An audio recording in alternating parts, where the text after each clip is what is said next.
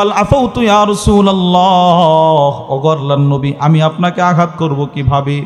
যান যান যান হাসরের ময়দানে এর ওসিলায় আপনি আমার জন্য একটু সুপারিশ করে দিয়েন। আমি আপনার আঘাত করতে পারবো না, আপনি আমার পুরা শরীর কাইটা টুকরা টুকরা করলেও আমি বলবো না আপনি বেইনসাফি করছেন। সুবহানাল্লাহ বলেন। প্রথম হাদিস থেকে আমরা বুঝলাম রাসূল ইনসাফ নিজের বিরুদ্ধে গেলেও করছে কিনা বলেন। দুই, আবু দাউদ শরীফের 5224 নম্বর হাদিসের বর্ণনা, وعن عبد الرحمن بن أبي ليلى عن أسيد بن حضير رجل من الأنصار قال, আব্দুর রহমান ইবনে আবি লাইলা নবীজির বিখ্যাত সাহাবী উসাইদ ইবনে হুদাইর সম্পর্কে বলেন, বাইনামা ইউহাদ্দিসুল কওম, এই সাহাবী একদিন কয়েকজন সাহাবীর সামনে কথা বলতেছিল কথা, ওয়া কানা ফিহি মিজাহুন আও মুজাহ, এই সাহাবী ছিল রসিক মানুষ, কথা বললেই মানুষ হাসতো। কিছু মানুষ থাকে এরকম কথা বললে মানুষ হাসে, ইনি এরকম ছিলেন, মানুষকে শুধু হাসাইতেন হাসাইতেন হাসাইতেন। আল্লাহর রাসূল পিছন দিক থেকে আসলেন এই সাহাবীর, ফাতানাহু রাসূলুল্লাহ সাল্লাল্লাহু আলাইহি ওয়াসাল্লাম ফি খাসিরাতিহি বিউদিন, নবীজির হাতে একটা লাঠি ছিল। আল্লাহর রাসূল লাঠিটা নিয়ে আয়েশা সাহাবীর কোমরে একটা খোঁচা দিয়েছেন, আদরের খোঁচা, খোঁচা দিয়ে বলে মানুষকে তো হাসাও কেন, একটা খোঁচা দিছে। সাহাবী নিজের ঘাড় ঘোরা দেখে ফাইদা হুয়া রাসূলুল্লাহ, নবীজি দাঁড়ায় আছেন। এবার সাহাবী নবীরে কি বলে দেখেন, বলতে লাগলো, ইয়া রাসূলুল্লাহ, ওগো আল্লাহর নবী, আসবিরনি, আপনি আমাকে আঘাত করলেন কেন? আমিও আপনাকে একটা আঘাত করব ইনসাফ প্রতিষ্ঠা করার জন্যে, আমাকে সুযোগ দেন। সাথে সাথে আল্লাহর রাসূল লাঠিটা সাহাবীর হাতে দিয়ে বলে, নাও লাঠি নিয়ে যাও, এবার আমার একটা কোমরে আঘাত করে ইনসাফ করো। সুবহানাল্লাহ বলেন। ধরো ইনসাফ করো। দেখেন রসিক সাহাবী তো, সে আবার নবীরে বলে, ইয়া রাসূলুল্লাহ ইন্না আলাইকা কমিসান ওয়া লাইসা আলাইয়া কমিস, আপনি যখন আমাকে আঘাত করেছিলেন আমার শরীরে কোনো কাপড় ছিল না, আপনি তো জুব্বা পরিধান করে আছেন, আপনারে আঘাত করলে তো চামড়ায় আঘাত লাগবে না, পরিপূর্ণ ইনসাফ হবে না। আল্লাহর রাসূল ফাকাশাফা রাসূলুল্লাহ সাল্লাল্লাহু আলাইহি ওয়াসাল্লাম আন কমিসি, আল্লাহর রাসূল নিজের হাতে নিজের জুব্বাটা খুলে নিজের কোমর মুবারকটা প্রকাশ করে দিলেন। আল্লাহর রাসূল বললেন, সাহাবী আমি তোমার কোমরে এখানে আঘাত করছি, আমি আমার কোমর প্রকাশ করে দিলাম, তুমি এখানে আঘাত করো। সব সাহাবারা তাকায় তাকায় দেখতেছেন। হযরত উসাইদ ইবনে হুদাইর রাদিয়াল্লাহু তাআলা দৌড় দিয়া নবীজির পিছন দিক থেকে চলে গেলেন। ফাহতাদানাহু আই ফাতানাকাহু, আল্লাহর রাসূলকে পিছন দিক থেকে জড়িয়ে ধরে ওয়াজা আলা ইউকাব্বিলু কাশহাহু, নবীজির কোমরে একের পর এক চুমা দেওয়া শুরু করে দিলেন। এই চুমা খাইতেছেন চুমা খাইতেছেন চুমা খাইতেছেন। আল্লাহর রাসূল বললেন, উসাইদ তুমি না বললা তুমি আমাকে আঘাত করবা, তুমি যে চুমা খাচ্ছ? উসাইদ ইবনে হুদাইর বলে, আরাদতু হাযা ইয়া রাসূলুল্লাহ, আপনাকে চুমা দিয়া আমি আমার কবরের পথটা সহজ করে দিলাম। আমি তো আপনারে আঘাত করা উদ্দেশ্য না, চুমা দিয়ে আমি আমার ঠোঁটে দামি বানাই। এই যে সাহাবী, যেই সাহাবীর নাম উসাইদ ইবনে হুদাইর, যার দুইটা ঠোঁট নবীজির কোমরে লেগেছে, রসুলের কোমর মুবারকে তার ঠোঁট লাগার কারণে তার দাম কত হয়েছে জানেন? বুখারীর বর্ণনায় আছে, আন্না উসাইদ ইবনে হুদাইর লাম্মা ক্বারা সূরাতুল কাহফ, হযরত উসাইদ ইবনে হুদাইর যখন এই ঠোঁট দিয়ে সূরাতুল কাহফ তথা আল্লাহর কোরআন তিলাওয়াত করতেন, তানাজ্জালাতিল মালাইকাতু লিসামাইহা, দলে দলে ফেরেশতা ওনার ঘরের সামনে চলে আসতো তার তেলাওয়াত শোনার জন্য। কেন? এই দুইটা ঠোঁট নবীজির কোমরে লাগছে, তার ঠোঁটের দাম আল্লাহ বাড়ায়। এই হাদিসেও আমরা পাইলাম নবীজি ইনসাফ প্রতিষ্ঠা করছে কিনা বলেন, আপনারা বলেন করছে কিনা? 3 নম্বর দৃষ্টান্ত, আল্লামা ইবনুল হাজার আল আসকালানি রহিমাহুল্লাহ তার বিখ্যাত কিতাব আল ইসাবাহ ফি তাময়িজিস সাহাবার মধ্যে নিয়ে আসছেন। অপরদিকে আল্লামা সফিউর রহমান আল মুবারকপুরি রহিমাহুল্লাহ তার কিতাব আর রহিকুল মাখতুমের মধ্যে নিয়ে আসছেন। আন্না রাসূলুল্লাহ সাল্লাল্লাহু আলাইহি ওয়াসাল্লাম আদ্দালা সুফুফ আসহাবিহি ইয়াউমা বদর যুদ্ধ শুরু হয়ে যাবে, নবীজি সাহাবাদের কাতার সোজা করতেছেন, একদিক দিয়ে কাফেররা দাঁড়ায় আছে আর একদিক দিয়ে সাহাবা। ওয়াফি ইয়াদিহি কিদহুন ইউআদ্দিলু বিহিল কওম, নবীজির হাতে একটা তীর ছিল, তীর, যে তীরটা দিয়ে নবীজি সাহাবাদের কাতার সোজা করতেছেন। এই সোজা হয়ে দাঁড়াও, এদিকে যাও, সেদিন আমি সামনে তুমি পিছনে, সোজা হয়ে দাঁড়াও। নবীজি কাতার সোজা করতেছেন। আল্লামা ইবনুল হাজার আসকালানী লেখেন, ফামাররা বিসাওয়াদ ইবনে গাজিয়া আল আনসারী রাদিয়াল্লাহু তাআলা আন, আল্লাহর রাসূল একজন সাহাবী ছিলেন সাওয়াদ ইবনে গাজিয়া, তার সামনে দিয়ে নবীজি হাইটা যায়। ওয়া হুয়া মুতাকাদ্দিমুম মিনাল, এই সাহাবী পুরা সাহাবাদের কাতার থেকে একটু সামনে আইসা অগ্রসর হয়ে দাঁড়ায় আছে, পেটটা বের করে। ফাতানাহু রাসূলুল্লাহ সাল্লাল্লাহু আলাইহি ওয়াসাল্লাম ফি বাতনিহি বিল কিদ, নবীজির হাতে যে তীর ছিল, আল্লাহর রাসূল সেই তীরটা দিয়া সাহাবীর পেটে একটা মৃদু খোঁচা দিয়ে বলে, ইস্তাবিয়া সাওয়াদ, এই সাওয়াদ সোজা হয়ে দাঁড়াও। সামনে আসলা কেন? যাও বেটা, সোজা হয়ে দাঁড়াও। সাথে সাথে সাহাবী বলতে লাগলেন, ইয়া রাসূলুল্লাহ আউজাআতানি, আপনি তো আমাকে আঘাত করে কষ্ট দিলেন। ওয়াকাদ বাআসাকাল্লাহু বিল হাক্কি ওয়াল আদ, অথচ আল্লাহ তাআলা আপনাকে সত্য ধর্ম আর ইনসাফ দিয়ে দুনিয়াতে পাঠাইলো, আর আপনি আমার আঘাত করলেন। ফাআকিদিনি ইয়া রাসূলুল্লাহ, এখন আপনি আমাকে সুযোগ দেন, আমি আপনাকে একটা আঘাত করব, আমি আপনাকে আঘাত করব। আপনি আমার আঘাত করছেন। আল্লাহর রাসূল সাথে সাথে তীরটা সাহাবীর হাতে দিয়ে বললেন, ফারাফা আন-নবী সাল্লাল্লাহু আলাইহি ওয়াসাল্লাম আন বাতনি, নবীজি নিজের জুব্বাটা উপরে উঠাইলেন, পেট মোবারকটা বের করে বললেন, যুদ্ধ শুরু হয়ে যাবে, কে বাঁচবে কে মরবে জানা নাই। যদি আমি তোমাকে কষ্ট দিয়ে থাকি, তুমিও আমার একটা কষ্ট দিয়ে ইনসাফ প্রতিষ্ঠা করো দুনিয়াতে। তীরটা তোমার হাতে নাও। সাহাবী তীরটা নিয়ে রাসূলকে জড়ায় ধরলেন। ওয়াজআলা ক্বাব্বালা বাতনাহু, আল্লাহর রাসূল পেট মোবারকে একের পর এক চুমা দেওয়া শুরু করে দিলেন। আগের উসাইদ ইবনে হুদাইর তো চুমা দিয়া ছাড়ছিল, এই সাহাবী আর ছাড়ে না। আল্লাহর রাসূল একটা ধমক দিয়ে বলে, মা হামালাকা আলা হাদায়া সাওয়াদ, হে সাওয়াদ, এত বেশি চুমা দেওয়ার জন্য তোরে কোন জিনিসটা উদ্বুদ্ধ করতেছে রে সাওয়াদ? আমাকে ছাড়ো, যুদ্ধ শুরু হয়ে যাবে। হযরত সাওয়াদ তখন কি জবাবটা দিল শুনেন। হযরত সাওয়াদ বলি, ইয়া রাসূলুল্লাহ হাদারামাত, তারা তাকায় দেখেন কি পরিমাণ কাফেররা যুদ্ধের ময়দানে আসছে। জানি না যুদ্ধের ময়দানে আমি শহীদ হয়ে যাব কিনা গো নবী। ওগো আল্লাহর রাসূল, আমি যদি যুদ্ধের ময়দানে শহীদ হয়ে যাই, শহীদ হওয়ার পরে আল্লাহ তাআলার কাছে যদি আমার শাহাদাতটা কবুল না হয়, আমার নামাজ রোজা যদি কবুল না হয়, আমি আল্লাহকে বলবো, আল্লাহ ওইগুলার বিনিময়ে তুমি আমাকে জান্নাত দেওয়ার দরকার নাই। আল্লাহ একটু দেখেন, আমার জিন্দেগির ভিডিওটা একটু টেনে দেখেন। আমি শহীদ হওয়ার পূর্বে আমার শরীরের চামড়াটা তোমার দোস্তের চামড়ার সাথে লাগায় আনছি। আল্লাহ এর বিনিময়ে তুমি আমারে জান্নাত দিয়ে দাও। তোমার দোস্তের চামড়ায় যেমন জাহান্নামের আগুন হারাম, সাথে যেহেতু আমি আমার চামড়াটা লাগায় আনছি, এই কারণে আমার শরীরেও জাহান্নামের আগুন দিও না। দেখেন সাহাবী বলে, আরাদতু আইয়াকুনা আখিরুল আহদি বিক আইয়ামুসা জিলদি জিলদাক, ওগো আল্লাহর নবী, আপনাকে আঘাত করা আমার উদ্দেশ্য না, আপনার চামড়ার সাথে আমার চামড়াটা লাগায়া কবরে যাও আমার উদ্দেশ্য। চিন্তা করেন, এই হাদিসে আমরা কি পাইলাম? নবীজি এখানেও ইনসাফ প্রতিষ্ঠা করছে কিনা বলেন? বুঝেন নাই?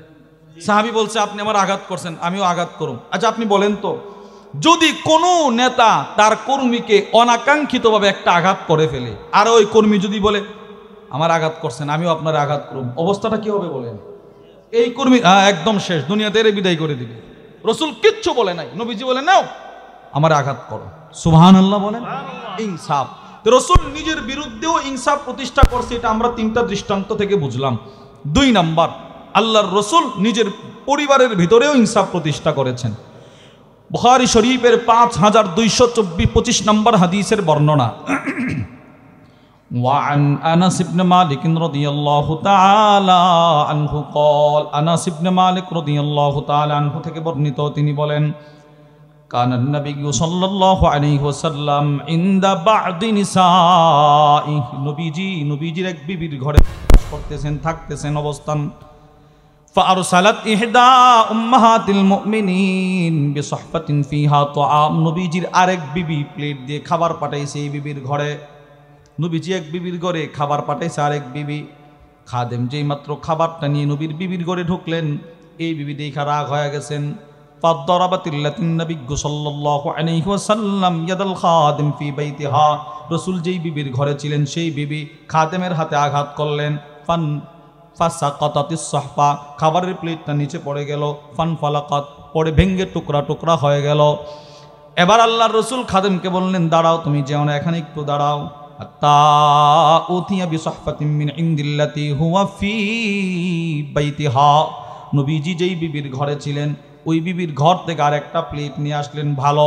আইনা খাদেমরে দিয়ে বলে, ফাদাফাতিস সাহফাতাস সহিহা ইলাল্লাতি কুসিরাত সাহফাতুহা, যার প্লেটটা ভেঙে ফেলা হলো এই ভালো প্লেটটা তুমি তার ঘরে পাঠায়া দাও। সুবহানাল্লাহ বলেন। আর যে প্লেটটা পড়ে ভেঙে গেছে, ওয়া আমসাকাল মাকসুরা ফি বাইতিল্লাতি কাসারাত, যেই বিবি এই প্লেটটা ভাঙলো ওই বিবির ঘরে প্লেটের ভাঙ্গা টুকরাগুলো রাসূল আস্তে করে রেখে দিলেন। সুবহানাল্লাহ। ইনসাফ, নবীজি রাইখা বলে ইনসাফ।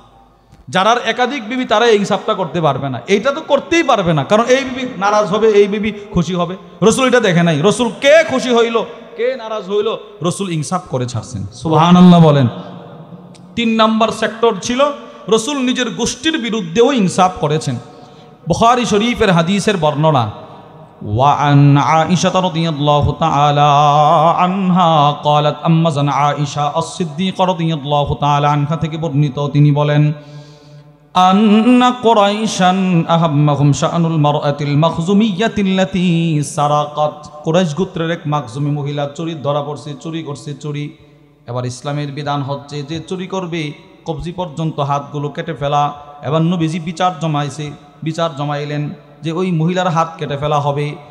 সব কুরাইশ গোত্রের নেতারা হয়রান পেরাশান হয়ে গেল, হায় হায়, যদি রসুলের গোত্র কুরাইশ গোত্রের মহিলার হাত কাটা হয় নবীজির গোত্রের মান সম্মান শেষ।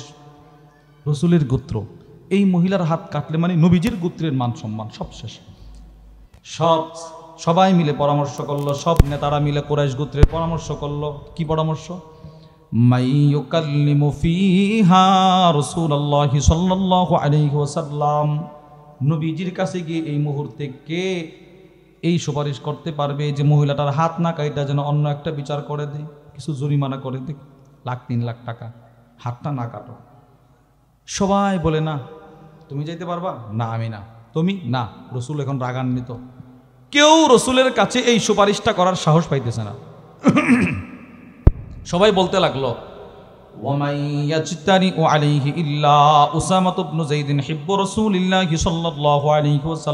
এই মুহূর্তে নবীজির কাছে সুপারিশটা করার সাহস কারো হবে না।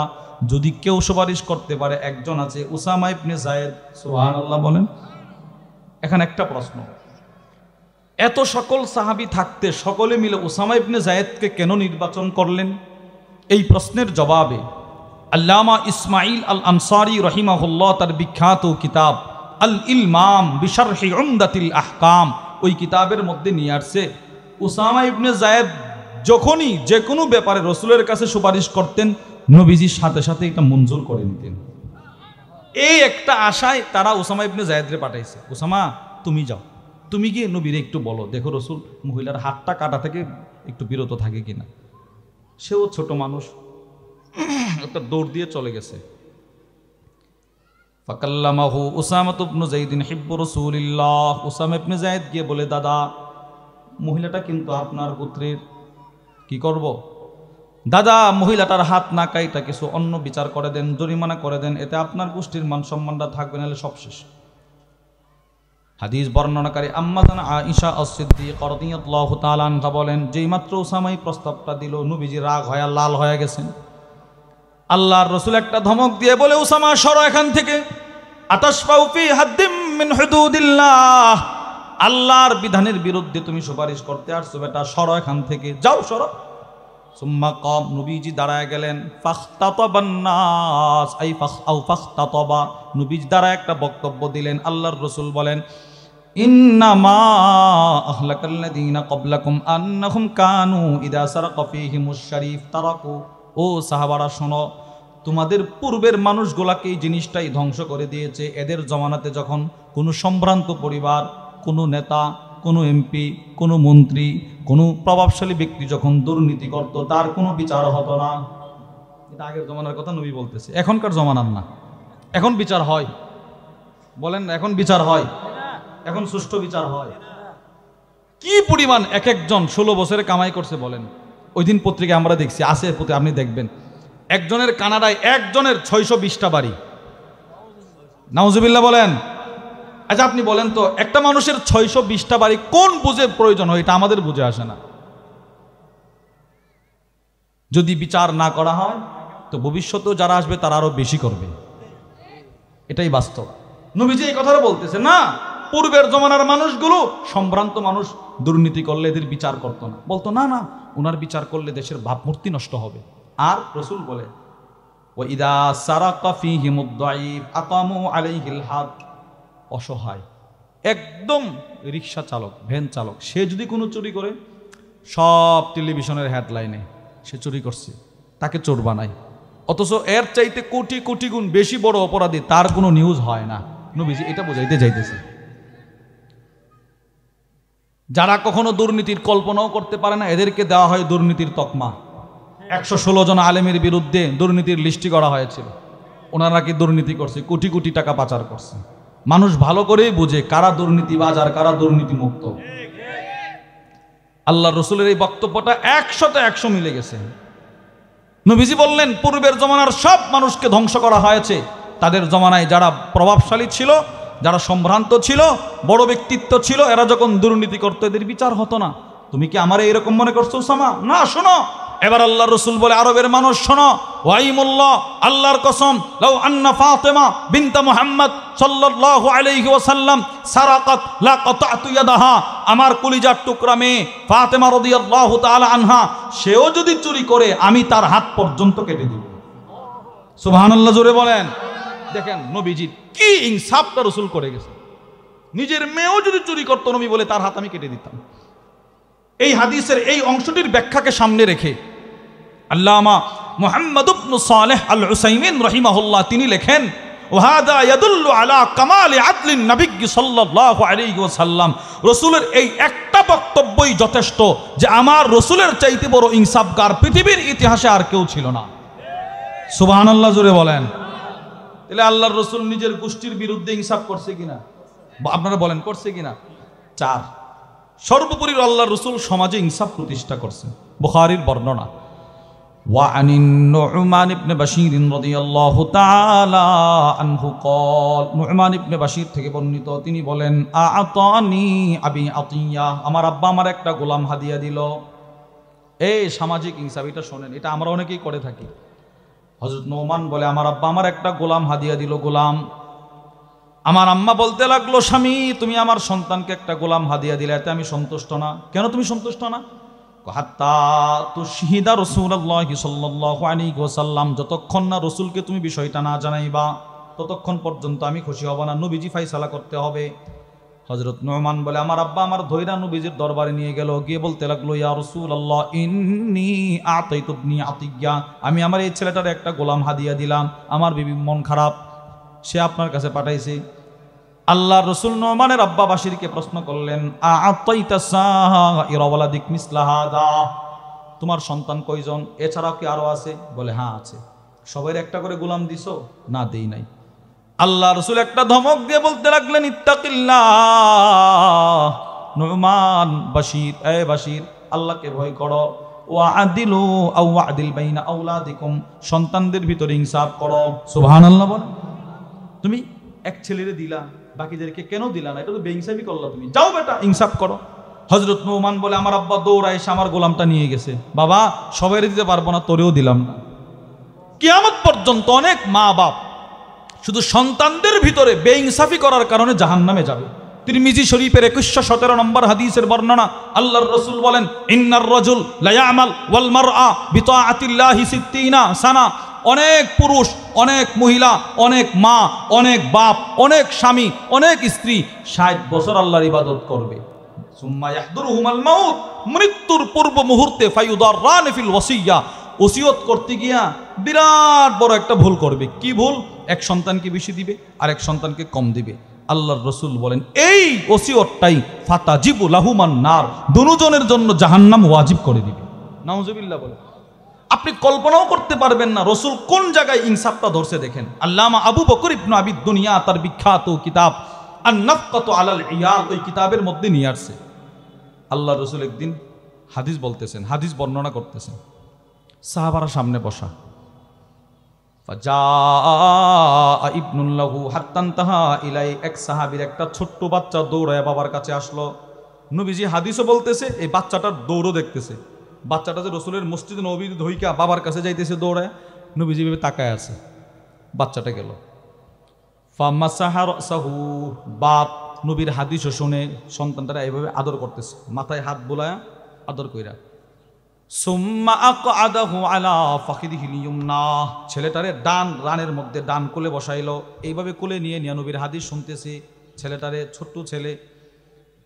ফালাবিসা কলিলা, একটু পরে এই সাহাবীর যার ছেলে আসলো তার একটা ছোট্ট মেয়ে, চা আতিবনাতুল্লাহ, তার একটা ছোট্ট মেয়ে তার কাছে আসলো দৌড়ায়া। নবীজি এটাও দেখতেছেন। ছেলেটা দৌড়ায় আসার পর বাবা যেমন মাথায় আদর করে মাথায় হাত দিয়ে আদর করলেন, মেয়েটাকেও মাথায় হাত দিয়ে আদর করলেন। কিন্তু পার্থক্য, ছেলেটারে বসাইছিল রানের উপরে, মেয়েটাকে বসাইছে জমিনের উপরে। ছেলেটারে রানের উপরে, মেয়েটারে জমিনের উপরে। দেখেন সাথে সাথে আল্লাহর রসুল হাদিস বলা বন্ধ করে দিছে। নবীজি হাদিসটা বন্ধ করে তার দিকে রাগ নিয়ে এইভাবে তাকাইছে, ধমক দিয়ে বলে কি জানেন, ফাহাল্লা আলা ফাকিদিকাল উখরা, এই সাহাবী তোমার কি আরেকটা রান নাই?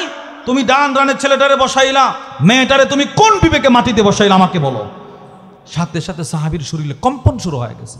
ফাহামালাহা আলা ফাকিদিহিল উখরা, সাথে সাথে সাহাবী নিজের মেয়েটাকে টান দিয়া বাম রানের উপরে বসাইছে। এবার নবীজির রাগ শেষ। রাসূল একটা মুস্কি হাসি দিয়ে বলে, আল আন আদালতা, এখন তুমি ইনসাফ করেছো। চিন্তা করেন, নবীজি এখন বলে তুমি ইনসাফ করছো। তাহলে এই তুলনায় আমরা কি? এই হাদিস যখন নবীজি বর্ণনা করতে শুরু করলেন, হযরত ওমর ইবনে আব্দুল আজিজ রাহিমাহুল্লাহ তিনি বলেন, আমরা আমাদের সন্তানকে একটা চুমা দিলে আরেকটা সন্তানকে খুঁজে বের করে তারে আরেকটা চুমা দিতাম, যেন বেইনসাফি না হয়। তাহলে চারটা সেক্টরে রসুল ইনসাফ প্রতিষ্ঠা করেছেন আমরা শুনলাম। 1 নাম্বার, নবীজি নিজের বিরুদ্ধেও ইনসাফ করেছেন। 2, রসুল নিজের পরিবারের মধ্যেও ইনসাফ করেছেন। 3, রসুল নিজের গোষ্ঠীর বিরুদ্ধেও ইনসাফ করেছেন। 4, রসুল সমাজেও ইনসাফ করেছেন। তাহলে সমাজ পরিবর্তনে রসুলের দ্বিতীয় পদক্ষেপ ছিল সমাজে ইনসাফ প্রতিষ্ঠা করা। বলেন সমাজে কি প্রতিষ্ঠা করা? ইনসাফ প্রতিষ্ঠা। তৃতীয় পদক্ষেপ সমাজ পরিবর্তনে রসুলের তৃতীয় পদক্ষেপ, সেটি হলো সমাজকে নেশামুক্ত করা। বলেন কি মুক্ত করা? নেশা থেকে সমাজকে মুক্ত রাখা। কারণ নেশা মানুষের জীবনকে ধ্বংস করে দেয়। যেই পরিবারের একটা ছেলে মাদকাসক্ত হয়ে গেল, ওই পরিবারটা জাহান্নাম। এটাই বাস্তব। আমি যখন ইফতা পড়ি, আমার কাছে আমাদের এলাকার একজন আসছে, আয়সা বলে কি জানেন, বলে আমার ভাই বলে ভাই একটা মাসালা দেখবা। কি মাসালা? নিজের ছেলেকে নিজে জবাই করা জায়েজ আছে কিনা। আমি বললাম কেন?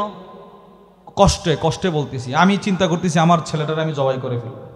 আপনি বলেন বাপ তার সন্তানের প্রতি কি পরিমাণ কষ্ট পাইলে এই কথাটা বলতে পারে, নিজের ছেলের নিজে জবাই করবে?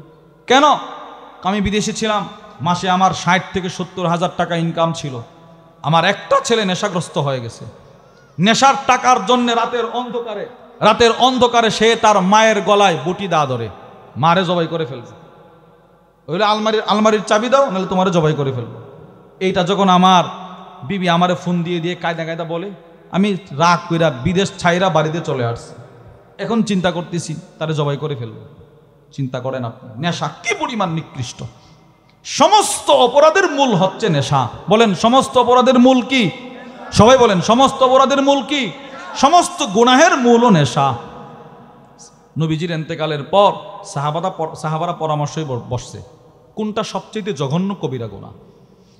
সিলসিলাতুল আহাদিস সহিহার মধ্যে হাদিস আছে, ওয়ান আব্দুল্লাহ ইবনে উমর রাদিয়াল্লাহু তাআলা আনহুমা قال আব্দুল্লাহ ইবনে উমর থেকে বর্ণিত, তিনি বলেন, আন্না আবু বকর ওয়া উমর ওয়া নাসাম মিন আসহাবি রাসূলিল্লাহ সাল্লাল্লাহু আলাইহি ওয়াসাল্লাম জালাসু বাদা ওয়াফাতি রাসূলিল্লাহ। নবীজির ইন্তেকালের পর উমর, আবু বকর, উসমান, আলী, মুরব্বী সাহাবারা সহ অনেক সাহাবারা এক জায়গায় বসে ফাযাকারু আযমাল কাবাইর, কবিরা গুনার মধ্যে সবচেয়ে জঘন্য কবিরা গুনাহ কোনটি, এটা নিয়ে আলোচনা করতেছেন। সবার একটাই আলোচনা, সবচাইতে জঘন্য কবিরা গুনাহ কোনটি? একজন বলে মানুষ হত্যা করা, তো সবাই তারে ধরে, তোমার কাছে কোনো দলিল আছে? রাসূলের হাদিস আছে? ওয়ালাম ইয়াকুল লাহুম ইন্নাকুম ফিহা ইলমুন, না আমার কাছে কোনো দলিল নাই। আর একজন বলে মানুষের মাল আত্মসাৎ করা, তো দলিল আছে নি কোনো? না দলিল নাই। আর একজন বলে জিনা করা, তো দলিল আছে নি কোনো? না দলিল নাই। আব্দুল্লাহ ইবনে ওমর বলে আমি ছিলাম একদম যুবক সাহাবী, আমি দাঁড়ায় দাঁড়ায় এদের কথা শুনতেছি।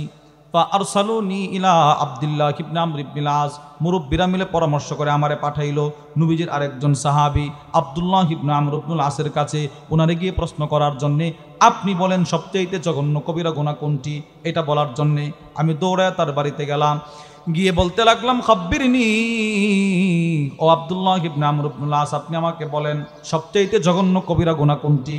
এবার আব্দুল্লাহ ইবনে আমর ইবনে আস বলে আখবারানি আন্না আযমাল কাবাইর শুরবুল খাম, তিনি আমাকে বললেন সবচাইতে জঘন্য কবিরা গুনাহ হচ্ছে মদ পান করা, নেশা করা। নাউজুবিল্লাহ বলেন। আব্দুল্লাহ ইবনে ওমর ওনার বক্তব্যটা শুনলেন, দৌড়ায় গেলেন সাহাবাদের মজমায়, ওই মুরব্বীদের কাছে গিয়ে বলে ফা আখবারানি আন্না আযমাল কাবাইর শুরবুল খাম, উনি আমাকে বলছে সবচাইতে জঘন্য কবিরা গুনাহ নাকি মদ পান করা। ফা আনকারু আলা দালিক, সব সাহাবারা বলে না এটা হতে পারে না, এটা তো সবচেয়ে জঘন্য কবিরা গুনাহ হতে পারে না। ওয়াসাবু ইলাইহি জামিয়া, সব সাহাবারা মিলে তার বাড়িতে গেল, গিয়ে বলতে লাগলো আপনি নাকি বলছেন মদ পান করা সবচেয়ে জঘন্য কবিরা গুনাহ? হ্যাঁ বলছি। আপনার কাছে কি কোনো হাদিস দলিল আছে? হ্যাঁ আছে দলিল। কি দলিল? এবার তিনি দলিল পেশ করেন, তিনি বলেন সামি'তু রাসূলুল্লাহি সাল্লাল্লাহু আলাইহি ওয়াসাল্লাম, আমি নবীজি সাল্লাল্লাহু আলাইহি ওয়াসাল্লামের কাছে একটা হাদিস শুনছি। কি হাদিস? আল্লাহর রাসূল বলেন আন্না মালিকাম মিন বানি ইসরাঈল আখাযা রাজুলা, এক ব্যক্তি, বনি ইসরাইলের এক বাদশা ছিল, জালেম বাদশা, সে এক ব্যক্তিকে গ্রেফতার করলো। গ্রেফতার করার পর আল্লাহর রাসূল বলেন বাদশা তারে চারটা অপশন দিল, ফাখাইয়ারাহু বাইনা আন ইয়াশরাবা খামরা, এই বেটা যদি তুই বাঁচতে চাস চারটার যে কোনো একটা তোর করতে হবে। এক নাম্বার, এখানে মদ রাখা আছে, মদ পান করতে হবে, এই মদ যদি পান না করো। দুই নাম্বার, এই ছোট্ট বাচ্চাটাকে নিজের হাতে জবাই করতে হবে, এইটা যদি না করো ওই যে মহিলা আছে মহিলার সাথে জিনা করতে হবে, ওইটাও যদি না করো তাহলে ওই যে খিনজিরের গোশত আছে এটা তোমার ভক্ষণ করতে হবে। এই চারটার যে কোনো একটা তোমার করতে হবে, কোনোটাই যদি না করো তোমাকে হত্যা করা হবে। চারটা অপশন, মদ পান, মহিলার সাথে জিনা, ছোট্ট বাচ্চাটাকে হত্যা করা, খিনজিরের গোশত খাওয়া। আল্লাহর রাসূল বলেন সে জেলখানায় বসে বসে চিন্তা করতে লাগলো কোনটা করব কোনটা ছাড়বো, জানতো আমার বাঁচাতে হবে। এবার আল্লাহর রাসূল বলেন সে চিন্তা করে পাইল মদ পান করাটা সবচাইতে ছোট, একটু মদ পান করে ফেলি। আল্লাহর নবী বলেন এই নাদান ফাশারিবা খামরা, মদ পান করে ফেললো। এবার মদ পান করার পর নবীজি বললেন সে নেশাগ্রস্ত হয়ে মহিলাটার সাথে জিনা করে ফেললো। এবার ওই বাচ্চাটাকে সে নেশাগ্রস্ত হয়ে জবাই করে ফেললো, খিনজিরের গোশত ভক্ষণ করে ফেললো। আল্লাহর রাসূল হাদিসটা বলার পর আবু যর গিফারির কাঁধে হাত দিয়া বলে আবু যর লা তাশরাবিল খাম, জিন্দেগিতে কখনো মদ পান করবা না। ফা ইন্নাহা মিফতাহু কুল্লি শাররিন, আবু যর রে তাকায় দেখ, সে যদি মদ পান না করতো চারটা অপরাধ সে করতো না। আবু যর, মদ পান আর নেশা হচ্ছে সমস্ত অপরাধের মূল। সমস্ত অপরাধের কি বলেন? সমস্ত অপরাধের মূল। এজন্য নিজের সমাজকে এই নেশা থেকে দূরে রাখা, বলেন ইনশাআল্লাহ। ছেলেটা 9টার পরে কোথায় থাকে? রাত 9টা বেজে গেল, এরপরেও ছেলেটা বাহিরে কার সাথে চলাফেরা করে এটা খোঁজ রাখা। যদি আপনি খোঁজ না রাখেন তাহলে এই ছেলের জন্য কাঁদতে কাঁদতে আপনার বালিশ ভিজাতে হবে। মা বাপ সন্তানদের ব্যাপারে উদাসীন না, এত উদাসীন হওয়া যাবে না, কোনোভাবেই উদাসীন হওয়া যাবে না। আমার ছেলে এত রাত্রে কার সাথে চলাফেরা করে, কার সাথে চলাফেরা করে, যার সাথে চলাফেরা করে সে কেমন, সেও যদি ভালো হতো তো রাত 9টার পরে তো আমার ছেলের বাইরে রাখতো না। নিজের সন্তানকে চোখে চোখে রাখবেন, সন্তানটাকে হেফাজত করবেন, মেয়েকে হেফাজত করবেন, মেয়েটাকে বেপরদায় ছাড়বেন না, ছেলেটাকে বেপরোয়া ছাড়বেন না। ছেলে মেয়েকে যদি নিয়ন্ত্রণে রাখতে পারেন তো আপনার পরিবারটা হবে জান্নাতি পরিবার। সুবহানাল্লাহ বলেন। তাহলে আমরা নেশা মুক্ত সমাজ গঠন করব তো ইনশাআল্লাহ। সমাজ পরিবর্তন করতে আমরা সকলে রাজি আছি তো ইনশাআল্লাহ। তাহলে সমাজে 1 নাম্বার আল্লাহর দাওয়াত প্রতিষ্ঠা করা, বলেন ইনশাআল্লাহ। 2 নাম্বার ইনসাফ প্রতিষ্ঠা করা, একদম গ্রাম্য সালিশ থেকে সর্বোচ্চ আদালত পর্যন্ত ইনসাফ প্রতিষ্ঠা করা, বলেন ইনশাআল্লাহ। 3 নাম্বার সমাজ থেকে নেশা দূর করা। আল্লাহ আমাদের সকলকে এই পদক্ষেপগুলো গ্রহণ করে আমাদের সকলকে সমাজ পরিবর্তনে অবদান রাখার তৌফিক দান করেন, বলেন আমিন। জোরে বলেন আমিন। তাহলে আমাদের জীবনে কই ভাগে বিভক্ত? 3 ভাগে, বলেন কই ভাগে? 1 ব্যক্তি জীবন, 2 পারিবারিক জীবন, 3 সামাজিক জীবন। এই সামাজিক জীবন ব্যবস্থাটা হচ্ছে মূল। এটা যদি ভালো হয়ে যায় পরিবারগুলো ভালো হবে, এটা যদি ভালো হয়ে যায় ব্যক্তি জীবন ভালো হবে। আল্লাহ আমাদের সকলকে যেই কথাগুলো বললাম সেই কথাগুলোর উপর আমাকে আপনাকে সকলকে আমল করার তৌফিক দান করেন, আমিন।